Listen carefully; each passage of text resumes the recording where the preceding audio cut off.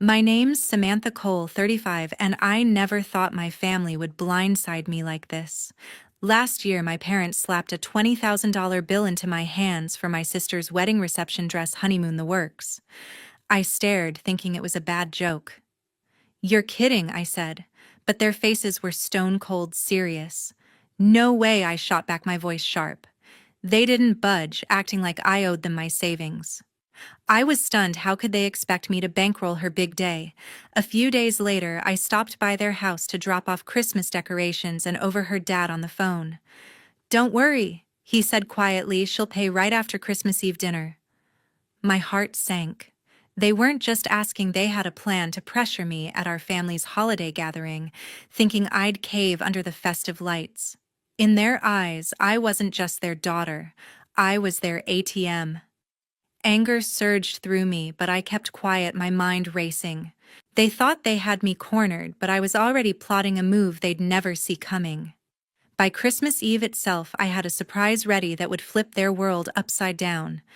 What happened at that Christmas Eve dinner changed everything. You'll want to hear how this unfolded. Before you hear my story, tell me, what time is it right now, where you're watching, and in which city? I want to see just how far my story travels.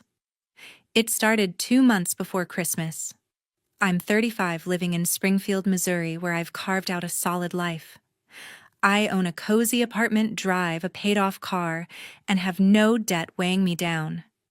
My job as a marketing specialist keeps me busy, and I've always prided myself on standing on my own 2 feet. But my family, they see my stability as their personal piggy bank.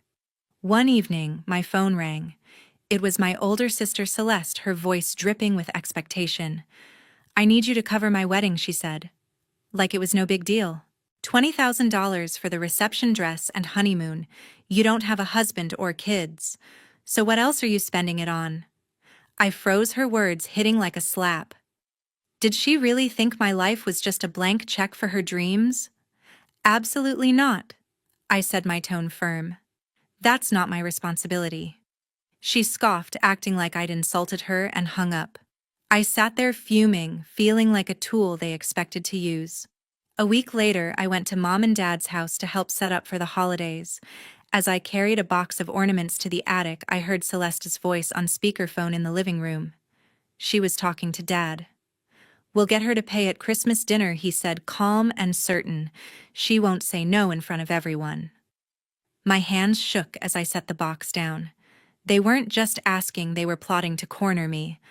I'd always helped out here and there, covering Mom's car repairs or Dad's medical bills. But this was different. This was a calculated move to guilt me into footing a bill I had no part in creating. I slipped out quietly, my mind racing. Celeste's entitled demand wasn't just a one-off, it was part of a pattern. Growing up, she'd always been the one who got her way: new clothes, extra allowance, while I worked summers to buy my own. Mom and Dad never seemed to notice, always quick to praise her, while I was just expected to keep up. Now they were teaming up to squeeze me for a wedding I didn't even want to attend. The more I thought about it, the angrier I got. I wasn't some ATM they could tap whenever they wanted. I'd worked too hard for my life to let them treat it like their backup plan. That night, I sat at my kitchen table, staring at my bank statements. Every dollar I'd saved was mine, earned through years of late nights and careful planning. Celeste had a job, some freelance gig that never seemed to pay enough, and a fiancé who made decent money. Why was her wedding my problem? The thought of her smug voice, assuming I'd cave, lit a fire in me. I wasn't going to let them walk all over me. I started thinking about how to protect my money, my peace, and my future. They thought they could pressure me at Christmas, but I was done playing their game. I needed a plan, not just to say no, but to make it clear I was done being their fallback. By mid-December, I was ready to change the game. I'd spent too long letting my family treat me like their personal bank, and their plan to corner me at Christmas dinner was the last straw. I wasn't going to fund Celeste's wedding, and I was done letting them pull my strings. It was time to take back control. First, I tackled the financial ties. Years ago, I'd opened a joint bank account with Celeste to help her through a rough patch, paying her rent, covering her car repairs when she couldn't. It was a mistake I'd regretted ever since. She'd never paid me back, always promising next month while spending on designer bags and dinners out. I called my bank and told them to close the account. "Are you sure?" the teller asked, her voice hesitant. "Absolutely," I replied, feeling a weight lift. I also stopped the automatic payments I'd been making for her phone bill. It felt like cutting a chain that had been dragging me down for years. My money was mine again, and I wasn't going to let her touch another cent. Next, I sat down to write the letter. I wanted it to be clear, direct, and impossible to misunderstand. I typed out every word with purpose. I wasn't paying for the wedding. Not the reception, not the dress, not the honeymoon. I explained how their demand was unfair, how I'd worked hard for my savings, and how I deserved to live my life without being their fallback plan. I printed it, folded it into an envelope, and tucked it into my purse. My plan was to deliver it at Mom and Dad's Christmas dinner on December 25th. They thought they'd pressure me in front of everyone, but I was going to turn their scheme upside down. As Christmas approached, I rehearsed what I'd say. I wasn't nervous, just determined. I'd spent years swallowing my frustration, nodding along to keep the peace. But peace at the cost of my dignity wasn't worth it. I pictured Celeste's smug smile, Dad's confident tone when he said I'd pay Mom's silent agreement. They expected me to cave under the holiday cheer, surrounded by family and the clink of wine glasses. I wasn't going to let that happen. I kept my plan secret, not even hinting to anyone. Every night I read over my letter, tweaking a word here or there, making sure it hit hard, but stayed calm. I wanted them to feel the weight of my decision without giving them room to twist my words. December 25th arrived crisp and cold. I drove to Mom and Dad's house, the envelope burning a hole in my purse. The dining room was packed with relatives, the table loaded with turkey, mashed potatoes, and cranberry sauce. Everyone was laughing, passing dishes, pretending we were one big, happy family. Celeste sat across from me, her engagement ring glinting under the lights, chatting about her wedding plans like they were already paid for. Dad carved the turkey, joking about the holidays. Mom fussed over the table settings, avoiding my eyes. I waited until dessert, when the conversation slowed and the room felt warm and quiet. I stood up, my heart steady. "I have something to say," I announced, pulling the envelope from my purse. I handed it to Celeste, who frowned, confused. "Read it," I said, my voice even. She tore it open, her eyes scanning the page. Her face went pale, then red. Dad leaned over, grabbing the letter. "What is this?" he demanded, his voice sharp. Mom's fork clattered onto her plate. I didn't flinch. "I'm not paying for the wedding," I said, looking straight at Celeste. "I'm done being your bank." The room went silent. Celeste's jaw dropped, her eyes narrowing. "You're so selfish?" She spat, her voice shaking. Dad slammed the letter on the table. "After everything we've done for you," he shouted. Mom just stared, her hands trembling. The other relatives looked away, awkward. I expected their anger, but it didn't shake me. "I've given enough," I said, my tone firm. "This is my line." Celeste started yelling, accusing me of ruining her big day. Dad joined in, calling me ungrateful. Mom finally spoke, her voice weak. "Can't we talk about this?" she pleaded. I shook my head. "There's nothing to discuss." I grabbed my coat and walked to the door. Celeste's voice followed me, shrill and furious. "You'll regret this," she screamed. Dad muttered something about family loyalty. I didn't look back. The cold air hit my face as I stepped outside my car, waiting in the driveway. I'd said what I needed to say. The letter was my stand, my way of reclaiming my life. They could be mad, but I was free. I drove home, my hands steady on the wheel, knowing I'd just changed everything. The day after Christmas, my phone was flooded with messages. I woke up to a barrage of notifications, each one a jab from my family. Celeste's texts came first, sharp and venomous. "You're so selfish," she wrote. "How could you humiliate me like that?" Another message followed. You think you're better than us, don't you? I stared at the screen, my coffee growing cold. Her words stung, but I wasn't surprised. Celeste had always known how to twist things, making herself the victim while I was the villain. I didn't reply. Responding would only fuel her fire, and I was done playing her games. By noon, things escalated. I opened Facebook and saw Celeste's public post pinned to the top of her profile. Some people care more about money than family, it read. My sister would rather let my wedding fall apart than help out. So much for family happiness. The post had dozens of likes and comments, mostly from her friends, piling on with, "That's awful, and what kind of sister does that?" My stomach twisted. She wasn't just venting, she was painting me as the monster who'd ruined her big day. I scrolled through the comments, each one a knife. People who barely knew me were calling me heartless, greedy, a disgrace. I wanted to scream to set the record straight, but I bit my tongue. Engaging would only make it worse. Then the local gossip started. Evelyn, a family acquaintance who lived a few blocks from Mom and Dad, was spreading the word around Springfield. I got a call from an old high school friend who'd heard it at a coffee shop. "Is it true you refused to help your sister with her wedding?" she asked, her voice dripping with judgment.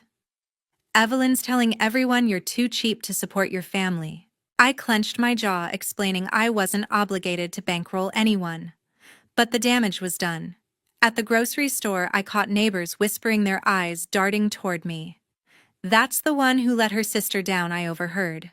Springfield was small, and Evelyn's loose lips were making sure everyone knew her version of the story, that I was a stingy loner who'd turned my back on family. I kept my head down, refusing to take the bait. Celeste's texts kept coming, each one nastier than the last. "You'll never understand what family means," she wrote. Dad chimed in with a voicemail, his voice heavy with disappointment. "We raised you better than this," he said. "You've embarrassed us all." Mom sent a single text. "Please just talk to us." I read it, then put my phone on silent. Their words hurt, but I wasn't going to let guilt pull me back in. I'd spent years giving money for their bills, time I didn't have, and they'd taken it for granted. Now, because I'd said no, I was the bad guy. It wasn't fair, but it was their playbook: shame me until I gave in. I knew I couldn't stay in Springfield. The whispers, the messages, the Facebook posts, they were suffocating. I needed a fresh start. Somewhere they couldn't reach me. That's when I decided to leave. I'd always loved my job as a marketing specialist, and my company had an office in Roanoke, Virginia, a quiet city far enough to feel like a new world.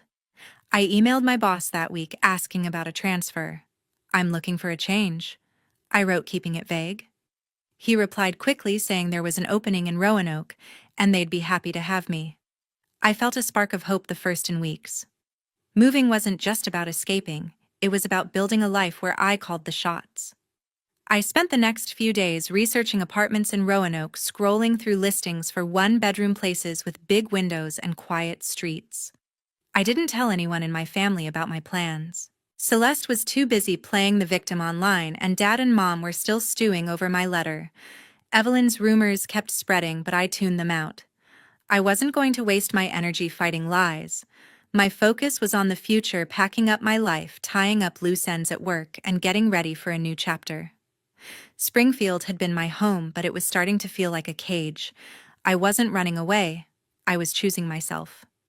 By the end of the week, I'd set a date to meet with HR about the transfer. Roanoke was waiting, and I was ready to go. By February, I was packing for Roanoke. My company had greenlit my transfer, and I'd found a one-bedroom apartment online, a cozy place with a view of the Blue Ridge Mountains. I spent my evenings boxing up books, clothes, and dishes, each item a step toward a new life. Springfield's small-town gossip and my family's relentless pressure were fading into the background. I felt lighter, like I was shedding a weight I'd carried for years. My boss called to confirm the details: same marketing role, new office, fresh start. I signed the lease electronically, wired the deposit, and started mapping out my move. Roanoke wasn't just a new city, It was my chance to rebuild without my family's shadow. I met Jacob, my best friend, for coffee before I left. We sat at a quiet diner away from Springfield's prying eyes. "You're doing the right thing," he said, stirring his coffee. "Your family's been using you for too long. Cut them off for good." His words hit home. Jacob had seen how Celeste drained me, how Mom and Dad always took her side. He'd been there when I'd vented about paying her bills only to watch her blow money on things she didn't need. "You deserve to live for yourself," he added. I nodded, grateful for his support. He wasn't just cheering me on, he was reminding me why I needed to let go. I promised to stay in touch, and we hugged before I headed back to pack. A few days later, I got a strange envelope in the mail. It was from Dad, but the handwriting looked like Celeste's. Inside was a document labeled Family Fund Agreement. My heart sank as I read it, a contract demanding I pay $25,000 a year into a so-called family fund supposedly for Mom and Dad's retirement. The signatures, Dad's and Celeste's, looked too perfect, almost forged. It claimed I'd agreed to this during a family meeting I'd never attended. I felt a chill. This wasn't just another demand. It was a calculated move to trap me. They'd gone from guilt-tripping me to outright deception. I called my bank to confirm no new accounts had been opened in my name. "All clear," the representative said, but I wasn't taking chances. I took the document to a lawyer the next day. She scanned it, her brow furrowing. "This isn't legally binding," she said. "It's sloppy, likely fabricated. You should protect yourself." She suggested a restraining order against Celeste given her pattern of harassment. I didn't hesitate.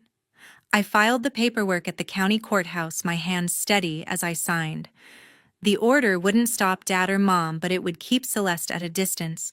No calls, no texts, no showing up at my door. The clerk said it'd take a few weeks to process, but just filing it gave me a sense of control. I wasn't just running. I was drawing a line they couldn't cross. The day before I left, I walked through my Springfield apartment one last time. The walls were bare, the furniture gone to storage or sold. I thought about the years I'd spent here trying to please a family that never valued me. Celeste's fake contract was the final proof they didn't see me as family, just a resource. Dad's signature on that paper hurt the most, a betrayal I hadn't expected. Mom hadn't signed it, but her silence through all this spoke volumes. I locked the door, dropped the keys with my landlord, and loaded my car. As I drove out of Springfield, the city's familiar streets blurred behind me. I landed in Roanoke on a chilly February morning. My new apartment smelled of fresh paint, and the view of the Blue Ridge Mountains felt like a promise of freedom. I spent my first week unpacking, arranging bookshelves, and settling into my marketing job at the company's new office. For the first time in years, I woke up without the weight of my family's expectations. I walked to a local cafe, ordered coffee, and sat by the window feeling like I could finally breathe. Roanoke was quiet, a stark contrast to Springfield's suffocating gossip. I was starting over, and it felt good, really good. That sense of peace didn't last. A week into my new life, my phone buzzed with a text from a blocked number. "You can't run from family," it read. "I'll make sure everyone knows who you really are." I knew it was Celeste. Even with a restraining order pending, she was still trying to get under my skin. I deleted the message, but my stomach churned. Her threat wasn't just words, she'd already proven she could turn people against me. I blocked the number and tried to focus on work, but her words lingered, a dark cloud over my fresh start. 2 weeks later, trouble hit my new job. My manager called me into her office, her face serious. "We've heard some concerns," she said, folding her hands. "A rumor's going around that you misrepresented your qualifications." I stared, stunned. "That's not true," I said, my voice steady, despite the panic rising in my chest. She nodded, but asked me to clarify my background with HR. As I left her office, I felt the familiar sting of Celeste's handiwork. She wasn't just harassing me, she was trying to sabotage my career. I spent that evening digging through my emails and old resumes, making sure every detail was airtight. The accusation was baseless, but it was spreading, and I needed to know how. I called Jacob that night. He'd stayed in Springfield but kept in touch, always ready to listen. I heard something he said, his voice low. "A co-worker of yours, someone who knows Celeste's fiancé, mentioned you at a bar. Said you lied about your experience to get the Roanoke job." I gripped the phone, my mind racing. Celeste had used her network to plant the rumor, leveraging her fiancé's connections to reach my new workplace. Jacob had heard it from a mutual colleague who'd been at that bar, piecing it together when the coworker mentioned Celeste's name. "She's not letting go," Jacob warned. "You need to shut this down." His words were a lifeline, giving me the clarity I needed. The next day, I requested a meeting with HR. I walked into the office with a folder of documents, my resume, performance reviews from Springfield, and emails confirming my transfer. "I've heard the rumors," I told the HR manager, keeping my tone calm. "They're coming from my sister Celeste. We have a personal dispute and she's trying to discredit me." I explained the history briefly.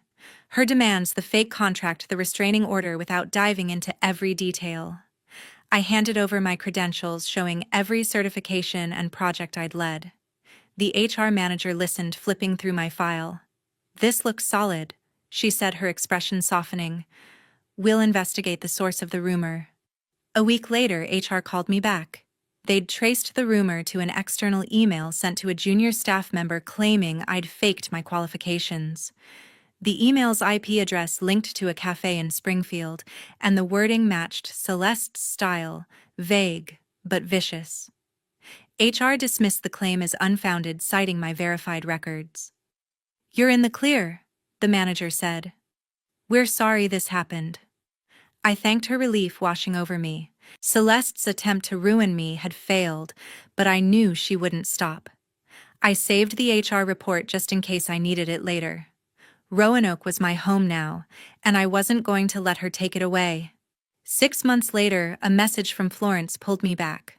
Florence, my cousin, texted me out of the blue saying Mom and Dad wanted to make things right. She insisted the family was ready to talk to heal the rift. I was skeptical, but a small part of me wondered if they'd finally seen my side. I'd built a good life in Roanoke, new friends, a steady job, a routine that felt like mine. Still, closure sounded tempting. I booked a weekend trip to Springfield, telling myself I'd listen but keep my guard up. I arrived at Mom and Dad's house on a warm August afternoon. Florence greeted me at the door, her smile cautious. Inside, Celeste sat at the dining table, her arms crossed, while Dad flipped through a notebook full of numbers. Mom poured iced tea, her hands fidgeting. The air felt heavy, like they'd rehearsed this. Florence started, her voice soft. "We just want the family to be whole again," she said. I nodded, waiting for the catch. It didn't take long. Dad cleared his throat and slid the notebook toward me. "Your mom and I are getting older," he said. "We need help with living expenses, groceries, utilities, maybe a new car?" Celeste jumped in, her tone sharp. "You're doing well in Roanoke," she said. "You could chip in a few thousand a month. It's only fair."